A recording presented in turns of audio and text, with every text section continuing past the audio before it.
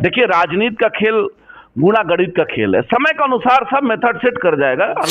ना कोई इंजूरी है, बावजूद 307 सेक्शन लग जाना, संदेह के दायरे में एक जमीनी विवाद को लेकर के मामला था, तो सेक्शन उस अनुरूप ना होना चाहिए। 307 का क्या मतलब है, बता दीजिए जरा। न्यूज़ 44 बिहार में, और मैं हूं फारूक। आरजेडी के दिवंगत सांसद डॉक्टर मोहम्मद शहाबुद्दीन साहब के पुत्र ओसामा साहब के गिरफ्तार हो जाने के बाद से सीवान की राजनीति में भूचाल सी आ गई है। बताया जा रहा है कि शहाबुद्दीन साहब की तरह उनके पुत्र ओसामा साहब को भी फंसाने की एक साजिश की जा रही है। ये बताइए कि लगातार ओसामा साहब पे कार्रवाई हो रही है। पहले सीवान का जमीनी विवाद था, फिर मोतिहारी का आया। क्या अब रणनीतिक तरीके से उनको फंसाने की साजिश की जा रही है?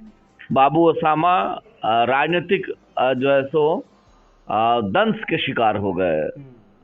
राजनीति के तहत उनको फंसा दिया गया, लेकिन उक्त घटना में न बाबू थे, न मौजूद थे, न कोई इंजूरी है, बावजूद 307 सेक्शन लग जाना संदेह के दायरे में खड़ा हो गया है कि दोनों तरफ जमीनी विवाद का मामला था, दोनों तरफ जमीन कब्जा करने को लेकर ही उनके ऊपर एफआईआर दर्ज किए गए हैं। तो क्या ये उनके छवि को नुकसान पहुंचाया जा रहा है? इससे हैना साहब को भी नुकसान मान लिया जाए, आपकी बात या लोग ऐसा कह रहे हैं तो मान लिया जाए कि जमीनी विवाद को लेकर के मामला था, तो सेक्शन उस अनुरूप ना होना चाहिए। 307 का क्या मतलब है, बता दीजिए जरा। ये पर्दा के पीछे ये कौन लोग हैं जो ओसामा साहब को टारगेट कर रहे हैं और उनको फंसाने का, और उनके पर्दा के पीछे चाहे सत्ता के लोग हों या विपक्ष के लोग हों, जो भी व्यक्ति हैं, कहीं ना कहीं उनको भय है। लोकप्रियता जो जिस प्रकार से बिहार में बढ़ा हुआ है, हैना साहब का जिस प्रकार से लोकप्रियता बिहार में बढ़ा हुआ है, और जब आदमी अपने अधिकार के लिए, अपने लोगों के हक के लिए जब आंदोलन और लड़ाई लड़ने को जब तैयार होता है, तो बहुत सारी बाधाएं आती है। उसी बाधा में यह भी बाधा है। क्या महागठबंधन के नेताओं से बातचीत हुई इस संबंध में, या उन लोगों का कोई प्रतिक्रिया? महागठबंधन के जो भी हमारे वरिष्ठ नेता है, अब तमाम मीडिया के लोग ही उनसे सवाल कर रहे हैं। जानकारी तेजस्वी यादव बोलने से इनकार कर दिया, तो लोग सवाल कर रहे हैं ना, तेजस्वी यादव जी से तो लोग पूछ रहे हैं कि आखिर आप क्यों, मतलब इस प्रकार से क्यों भाग रहे हैं। जिस परिवार का शहादत रहा है आपके पार्टी के लिए, आपके दल के लिए, आपके पिताजी के जैसो ताकत को बढ़ाने के लिए, राष्ट्रीय जनता दल की ताकत को बढ़ाने के लिए जिस परिवार ने शहादत दिया है, और वह परिवार जब दुख के घड़ी में, तो आप एक लाइन बयान भी सॉफ्ट कॉर्नर से उस परिवार के लिए अगर नहीं दे सकते हैं, तो ये दर्शा रहा है कि सब मामला कहीं ना कहीं राजनीतिक मामला है। राजनीतिक शिकार हुए हैं हमारे ओसामा बाबू।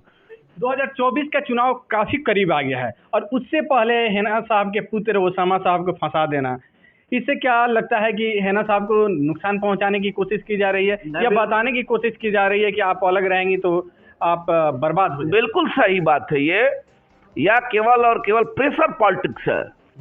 हैना साहब चूंकि महिला हैं और बहुत दंश उन्होंने झेला है, बहुत दर्द उन्होंने देखा है, तो हो सकता है कि वैसे लोगों का मानसा हो कि बेटा परवार करेंगे तो माँ घबराएगी।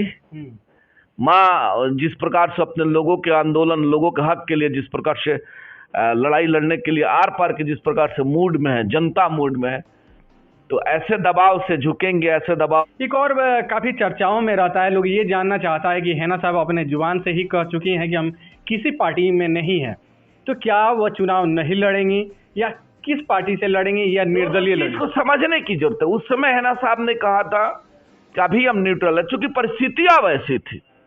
उस समय का बयान निश्चित यह सही है, हैना साहब ने कहा कि अभी हम न्यूट्रल है, परिस्थितियां वैसी थी, साहब गुजरे हुए थे, वह दौर, वह समय उसके अनुरूप नहीं था। उन्होंने कहा अभी का परिस्थिति कुछ और है, और क्यों नहीं लड़ेंगे चुनाव। 4 बार सांसद उनके शौहर रहे, 2 बार विधायक रहे। राजनीतिक बहुत बड़ा एक कद है, उतना कद वाला पूरे सारण और पूरे बिहार में कोई व्यक्ति नहीं है। हम हर वक्त वकालत करते रहते हैं कि उतना कद वाला कोई व्यक्ति नहीं है, और वह व्यक्ति क्यों चुनाव नहीं लड़ेंगे। विरोधाभास तब उत्पन्न हो जाता है जब तेजस्वी यादव गोपालगंज में आता है, हैना साहब से मुलाकात नहीं करते हैं। लालू यादव गोपालगंज में आते हैं, दोनों परिवारों से मुलाकात नहीं होती है। तो लोग सोच रहे हैं कि क्या हैना साहब निर्दलीय लड़ेंगी, आरजेडी से लड़ेंगी, ये गतिरोध खत्म कैसे होगा? जनता मालिक है लोकतंत्र में। ऐसा माननीय तेजस्वी यादव जी को हो सकता है, ऐसा है नहीं, अब क्या है नहीं है बड़े लेवल की बात है। लेकिन अगर ऐसा आप सवाल कर रहे हैं तो मान लिया जाए कि वो दूरी बनाना चाहते हैं या दूरी बना के रखे हैं लोग, या जो भी उनके दिमाग में चलता। लेकिन लोकतंत्र में मालिक जनता है, जनता का प्यार मिलेगा, सांसद बनेंगे, ताकत बढ़ेगा। और जानते हैं कि चमत्कार को सब लोग नमस्कार करते हैं। है ना साहब।